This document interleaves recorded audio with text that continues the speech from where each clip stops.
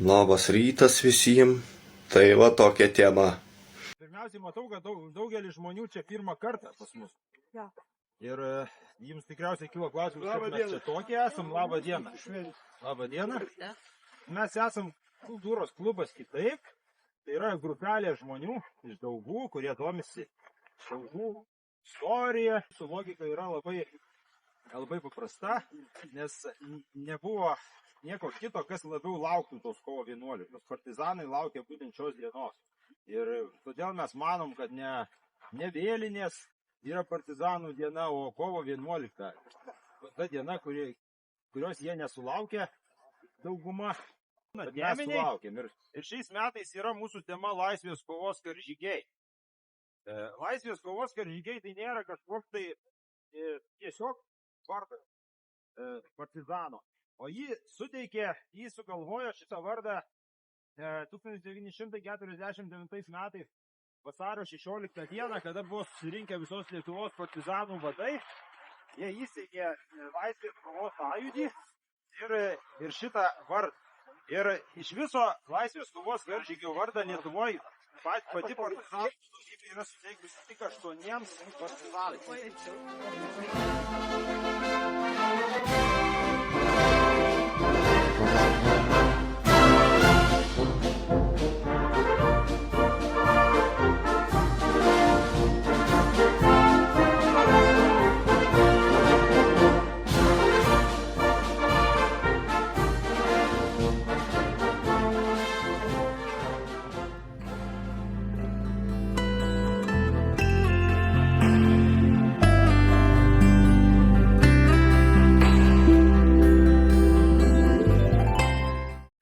Kaip ir žadėjau, vedama mes jūs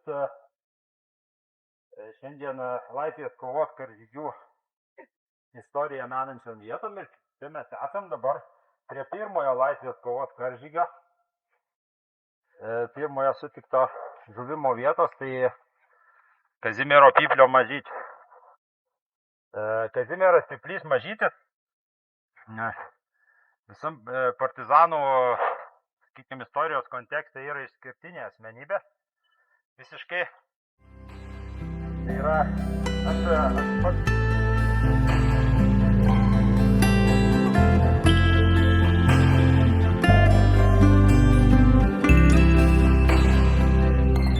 Kiek daug tu kentėjai, kiek daug tu turėjai,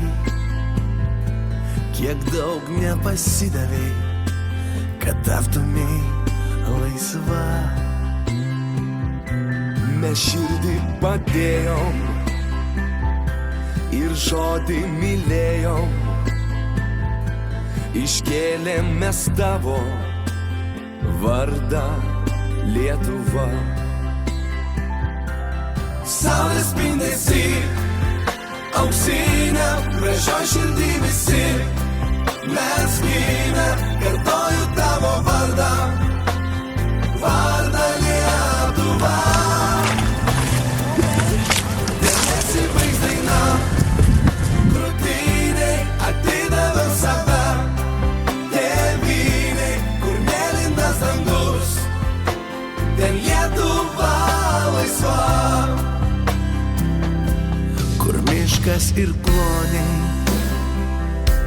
ten mano svajonė, kur mėlyna jūra skalauja. Ir suradom antrą Laisvės kovos karžygį iš 4 šiandien būsimų. Antrasis Laisvės kovos karžygys mūsų šios dienos yra Kostas Bajerčius Garibaldis. Tikriausiai Kostą Bajerčių Garibaldį yra mažiau kas girdėję negu Kazimiero Pyplį Mažytį.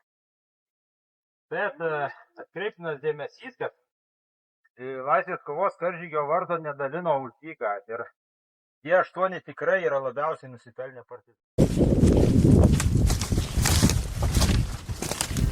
Kur balnas kryžius, tauta mus didinga,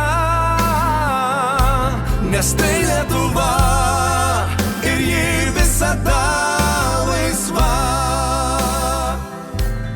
Saulės spindesy, Skelbiam pertrauką, čia mūsų žygio pusiaukelė yra.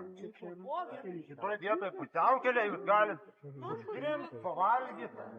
O kam įdomu, kas čia per vieta, ko mes čia atėjom, tai aš papasakosiu prie manęs reikia. Tai yra Vaclovo Voverio žaibo žuvimo vieta.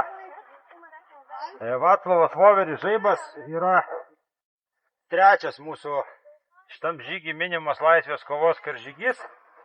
Ir tarp kitko aš jį iš visų laisvės kovos karžygių labiausiai mėgstu.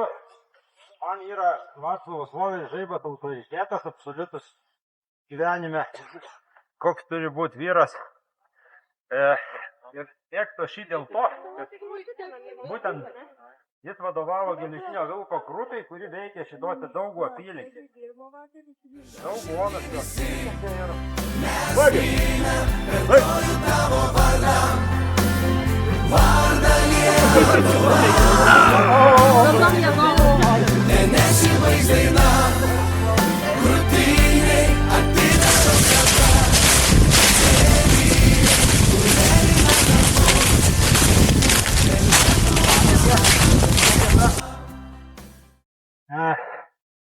Bunkeris, iš kurio Ramanauskas Vanagas visiems žinomas, iškeliavo į Žemaitiją, į tą žymėją kelionę, į partizanų vadų susitikimą. Kada jis iškeliavo, 48 metų lapkričio mėnesį, lapkričio 13, tai Žeinavos apygardai šitai visai Vyčijai vadovaut buvo pakviestas toks Benediktas Labėnas kariūnas iš Dysnos Seirijos, partizanų vadas. O tuo metu žaibo globoj buvo infiltruoti jau minėti du veikėjai. Tave aš mylėsiu, širdį aš turėsiu. Trispalvę aukštai iškelsiu už tave. Ir vėl aš pakilsiu, tave padabinsiu. Į mėlyną dangų pakelsiu aitvarą ryte. Ir saulės spindesį auksiniam gražia širdį visi. Mes gryna, kad noriu tavo vardą, vardą Lietuva. Bet kad šita mokykla yra svarbi, kad čia buvo per ją, reiškia, koks toks ryšių punktas ir tai fakt. O ten, kai eisim atkreipti dėmesį, pamatai dar išlikę rūsiai, va, užlipkit į viršų. Čia ta pamiškė, į kurią žaibas mokytoja pasišaukė, va, pasiaiškė apie jos ateities planus.